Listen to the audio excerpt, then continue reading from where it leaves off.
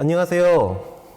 이렇게 만나 뵙게 돼서 반갑습니다. 저는 인어교주 해적단이라는 회사에 이사직을 맡고 있는 김용완이라고 합니다.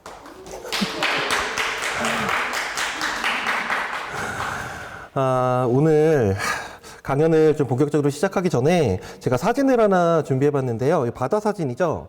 여러분들은 바다 하면 어떤 느낌이 드시는지요? 드넓은 공간, 그다음에 굉장히 그 많은 자원이나 생물들이 지금 이 안에 있죠. 미지의 영역, 이런 좀 바다는 이런 특징들 때문에 우리한테 신비감이나 뭐 그런 좀 그런 경외감, 이런 느낌을 주는 것 같은데요. 바다를 지배하는 자가 세계를 지배한다, 이런 유명한 말이 있듯이 인간은 그 바다에서 그 거대한 부와 명예, 이익을 얻기 위해서 끊임없이 역사적으로 바다에 진출해 왔습니다. 저희 회사는 간단히 설명드리면 이런 바다를 배경으로 해서 바다를 정복하고 싶은 그런 회사인데요. 오늘 제가 여러분께 강연할 그런 자격이 있는지 솔직히 잘 모르겠지만 저희가 초창기 때 아무것도 없이 시작해서 지금까지 이렇게 성장해 오기까지 그런 여러 가지 어려움이 있었어요. 그런 어려움과 시행착오를 여러분들에게 공유하고 정말 현실적이고 적용 가능할 만한 그런 도움을 드리고 싶어요. 특히 젊은 창업자분들이나 혹시 뭐 수산물 쪽에 관심이 있으신 분들께 좀 현실적인 도움을 드리고자 제가 직설적으로 오늘 강연을 좀 진행할 테니까 좀 용기 내서 진행해 볼 테니까 잘 집중해서 들어주시면 감사드리겠습니다. 이게 저희 회사 초창기 때 모습인데 저희가 수산물로 맨 처음에 방향을 잡았던 이유에 대해서 먼저 좀 설명해 드리고 싶은데, 처음에 창업을 할 때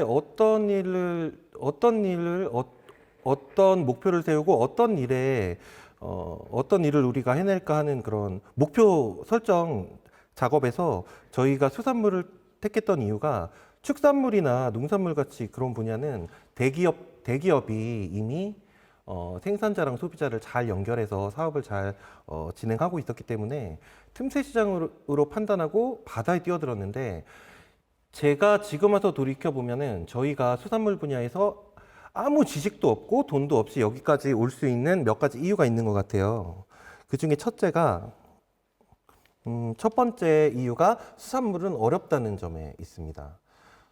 대기업들이 그 다른 분야만큼 수산물 쪽에서 썩 그렇게 앞서 나가지 못하는 이유도 수산물 시장이 좀 어렵고 폐쇄적인 데 있다고 생각하고 있어요. 어떻게 어렵냐면, 수산물은 규격화하는 게 굉장히 불가하죠, 공산품에 비해서. 그리고 제품이 민감해서 상처가 나거나 잘 죽어요. 그렇게 되면 상품 가치가 떨어지고, 또 웬만한 전문가가 아니면은 이 수산물이 좋은 수산물인지 나쁜 수산물인지 퀄리티를 이렇게 구별하기 힘든 이런 어려운 점들이 있습니다.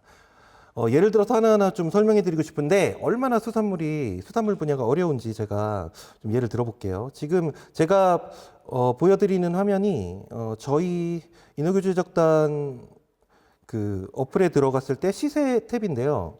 여기 보면은 A급, B급, C급 이렇게 나온 거는 퀄리티, 물건의 퀄리티를 말하고 있어요. 살수율. 그리고 뭐 소중대, 특대, 이거는 사이즈를 말하고, 크기를 말하고 있고요.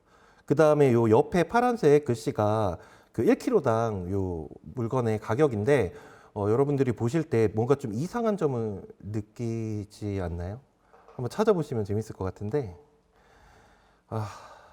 온라인 강의다 보니까 답을 바로 말씀드리면 질문을 좀 해보고 싶었는데, 소중대로 갈수록 가격이 싸지는 거를 알 수 있는데, 이런 현상은 1년 365일 중에서 하루 이틀 일어날까 말까 한 굉장히 희귀한 현상이에요. 왜냐하면 킹크랩은 원래 크기가 커질수록 가격도 비싸지거든요. 이런 일이 왜 일어났을지 여러분 좀 그 상상할 수 있으세요? 그 이유는, 소자가 왜 이렇게 비싸냐면은 그 작은 킹크랩은 한국에서 수요가 이 당시에 거의 없었기 때문에 그 거의 한국에 들어오지 않았어요, 러시아에서. 그리고 러시아 러시아에서 동해로 해서 킹크랩이 다 수입이 되는데 지금 워낙 그 사람들이 찾지 않으니까 전라도에 있는 딱 한 점포에서 이거를 취급했었거든요. 그래서 그 점포에서 판매하는 가격, 그러니까 전라도는 동해에서 가장 멀잖아요. 뭐 운반비도 들 거고 또 거기 있는 분들이 킹크랩을 많이 안 드시니까 더 이제 올라가는 현상이었고, 대짜 같은 경우에는 이 당시에 엄청 사람들이 찾을 시기였기 때문에 우리나라 분들이 2kg에서 3kg 사이에 이 대짜 사이즈를 가장 선호했기 때문에 경쟁이 붙었어요. 옆 점포에서 더 싸게 팔고 싸게 팔고 싸게 파는 경쟁이 붙어서 이렇게 굉장히 이상한 현상이 발생해서 수중대로 갈수록 점점 싸지는 현상이 나타났어요. 또 하나만 더 살펴보면 자세히 보시면 여기 B급 대짜 가격이 45,000원이고 C급 대짜 가격이 지금 5만 원인데 B급보다 C급이 퀄리티가 훨씬 나쁜데도 불구하고 5,000원이나 비싼 현상이 일어나게 됐어요.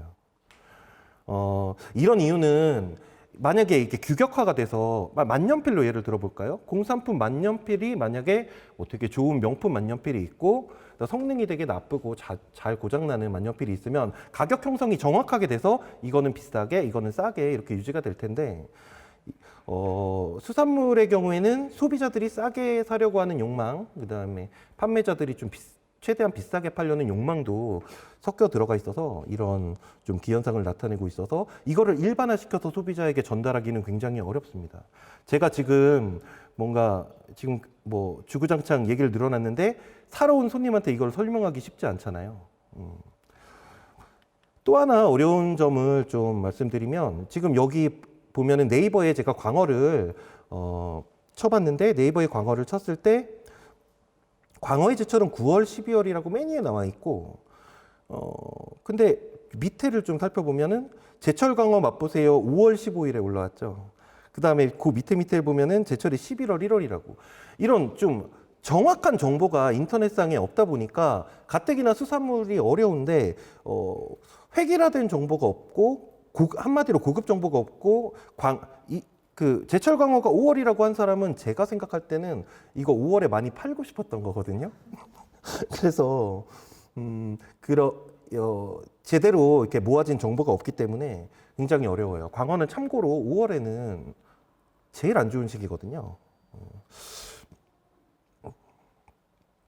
그리고 참고로 좀 말씀드리면 저희가 해수부나 뭐 이런 공공기관에도 문의를 많이 하는데 예를 들어 설명해 드리면 이 고기의 이름이 새로 품종이 개량돼서 어떤 A 어종과 B 어종이 교배돼서 나왔으니까 이 고기의 이름을 좀 정해달라. 저희가 이렇게 요청을 해도 그렇게 교배됐을 때 나오는 종류가 뭐 적게는 수십 가지부터 수백 가지까지 될 수 있기 때문에 그 어종의 이름을 정하는데도 되게 오래 걸리고 이런 어려움이 있습니다.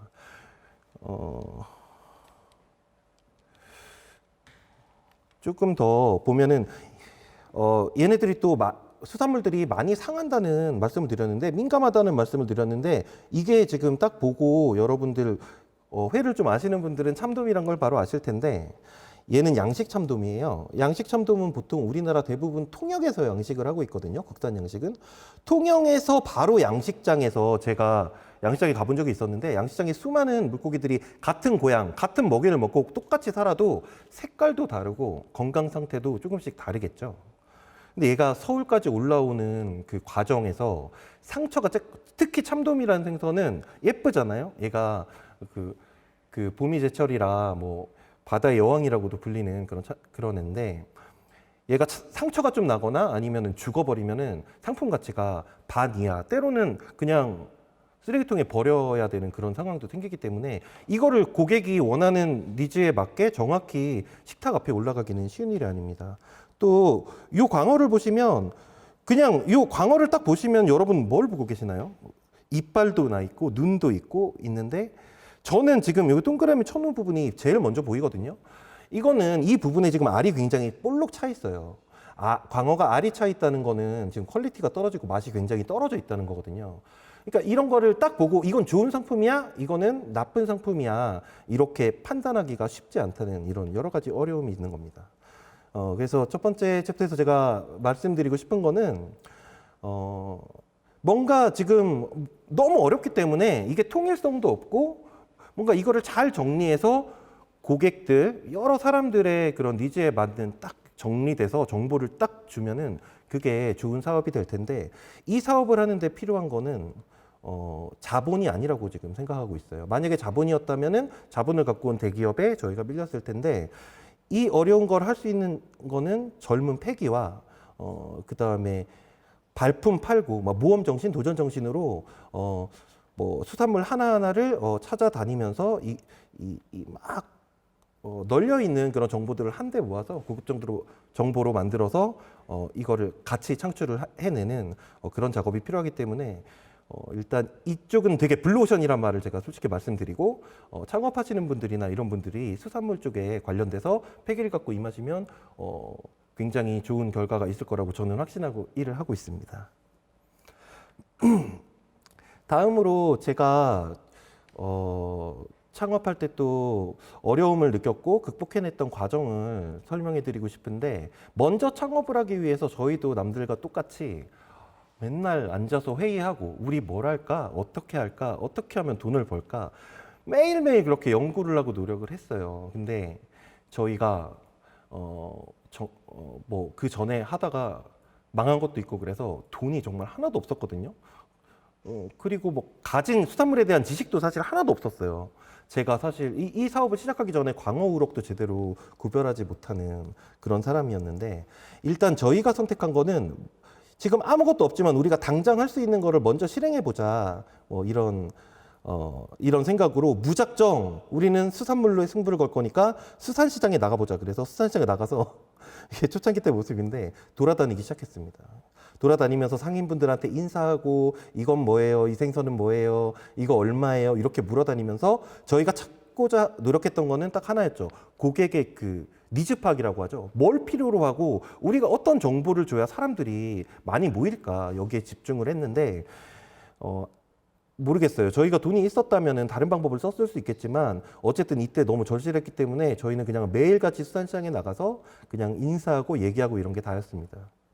근데 그러다 보니까 그 어느 날 고객들이 이게 토요일 날 가서 줄 서 있고 상인들과 대화하는 모습을 계속 관찰하다 보니까 그렇게 6개월, 1년 관찰하다 보니까 고객들이 수산시장에 갔을 때 혹시 상인들이 나한테 바가지를 씌우지 않을까?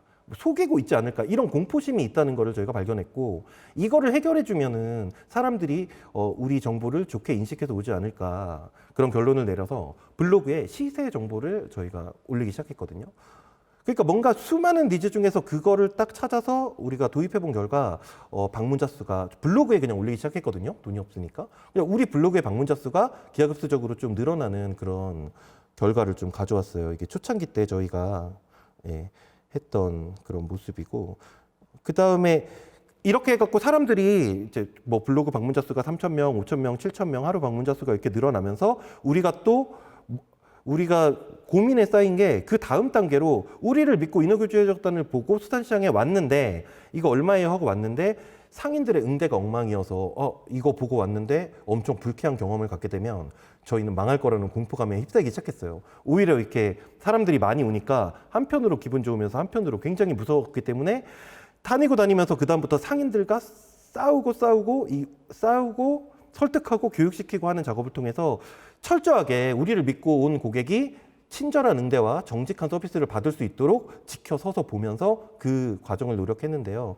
그 과정 하나하나를 얘기해 보면 일단 수산시장에 가면은 이거 뭐예요 하면은 광어 한 마리 뭐 우럭 한 마리 이렇게 주던 거를 저희가 지금 이거는 수산시장에 가시면 그 걸려 있는 메뉴판인데 메뉴화를 시켰습니다.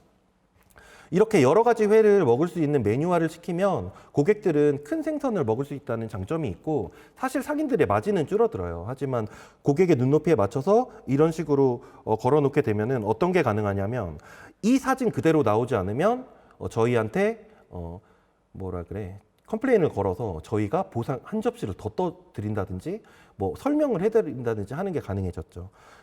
그리고 메뉴를 저희가 이런 메뉴에 대한 감각이 상인분들한테 없었기 때문에 이런 메뉴를 구성해 주세요. 이런 메뉴를 구성해 주세요 하고 교육시키고 어떻게 판매해야 고객들이 기분이 좋을지 이런 하나하나 교육 등 그렇게 현장 관리에 엄청 주력하기 시작했습니다. 이런 식으로 저희 어플을 켜도 중짜 얼마, 대짜 얼마, 이렇게 2, 3인분은 얼마, 뭐 3, 4인분은 얼마, 구성은 이렇게 되고 뭐 초밥이 서비스로 제공됩니다. 이런 정보를 수산시장에 가기 전에 미리 알아볼 수 있게 만들었습니다. 이거는 연어회인데 수산시장에 저희가 진출하기 전까지는 거의 노량진 일부 점포 말고 전국 수산시장에서 연어를 파는 집이 없었거든요.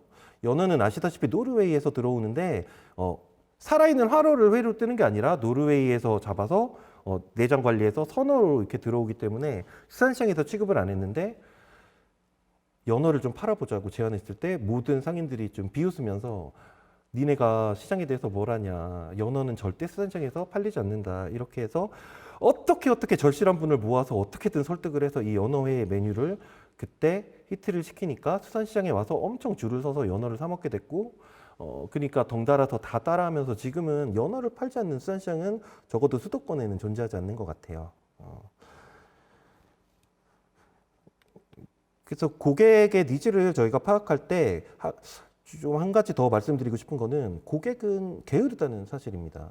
여러분들이 처음에 사업을 시작할 때 여러분들의 고객은 기존 거래처가 있거나 여러분들한테 절대 관심이 없을 텐데 그런 고객을 일으켜서 게으른 고객을 일으켜서 나한테 오게 하는 그 핵심적인 니즈가 뭔지를 파악하는 게 중요하고 제가 지금 힌트를 많이 드렸다고 생각하는데 직접 현장에 가서 고객들의 표정과 고객들이 나누는 대화, 그 다음에 불평불만을 들으면서 거기서 핵심 가치를 찾아내고 그 핵심 가치를 실현하기 위해서 이거다 싶으면은 집요하게 물고 늘어져서 그 니즈를 해결해주고 이게 아니다 싶으면 또 빨리 포기하고 다른 니즈를 찾아보고 하는 작업이 처음에 이제 사업이 성공해 나가는 필수적인 그 초창기 때 과정인 것 같아요. 사실 이게 초창기 때 과정인지는 모르겠어요. 사업은 뭐 이런 고객의 니즈를 찾고 해결해 나가고 뭐 하는 과정들이 모여서 된 게 아닐까 이런 생각도 해봅니다. 다음으로 제가 좀 말씀드리고 싶은 거는 기술은 발전하고 또 변화한다는 말인데요. 저희 모든 회사들이 그렇겠지만 초창기 때 저희 회사도 몇 번이고 망할 위기를 겪었거든요. 저희한테 정말 치명적이었던 사건은 저희가 아까 말씀드렸듯이 블로그를 운영을 하고 있었는데 블로그에 사람들이 막 오고 이제 인어교주 해적단 이름이 막 알려지려고 하는 그 찰나에 저품질이라고 노출이 안 되는 뭐 그런 네이버에서 좀 노출이 안 되는 그런 뭐라고 하죠? 유튜브로 치면 노란 딱지라 해야 되나? 하여튼 노출이 안 되기 시작해가지고 저희가 가진 채널이 없다 보니까 이제 갑자기 이제 방문자 수가 엄청 줄는 거예요. 원래는 올렸다 하면 상위로 쭉쭉쭉 올라가고 했었는데 그런 게 안 돼서 망하겠구나 생각해서 저희가 궁여지책으로 이거 어떻게 해야 되지 하고 그때서야 눈을 돌렸던 게 페이스북이랑 이거 뭐야 페이스북 인스타 뭐 이런 거를 제가 SNS를 잘 안 해서요. 페이스북 인스타 쪽으로 눈을 돌려가지고 그때 저희 회사를 구해준 게 페이스북이었어요. 여러 채널마다 특징이 있기 때문에 페이스북에 그때 광고를 해서 그거를 보고 오는 그 고객들 때문에 저희 회사가 기사회생할 수 있었고 또 나중에 또 안정이 되니까 네이버 쪽과도 네이버 쪽에도 잘 풀려서 노출이 또 되기 시작해서 그래서 그때 사활을 걸고 저희가 모험을 했던 게 블로그 하나로만 운영되던 저희 사업을 페이스북, 어플 또 각종 SNS 채널 거고 이렇게 좀 분산시키기 시작했는데 그때 성공적으로 어플로 블로그가 이식이 됐고 지금은 초창기 때는 페이스북, 지금은 유튜브가 저희를 굉장히 좀 저희 마케팅을 담당하는 중요한 채널이 됐거든요. 그래서 언젠가 기술이 뭔가 혁신하고 기술이 혁신되고 뭔가 좀 이렇게 시대가 변해가면은 사업이 순식간에 망할 수 있는 위기가 항상 찾아오는 것 같아요. 그래서 그때를 대비하고 하는 게 대비하고 또 먼저 움직이는 게 굉장히 필요해요. 저희는 운 좋게 어떻게 하다 페이스북이 터져서 살아남았는데 페이스북이 만약에 안 됐으면 바로 망했을 것 같아요. 조금만 더 가보면 지금 이런 신문 기사를 보면 드론 활용에 대한 신문 기사들을 모아놨는데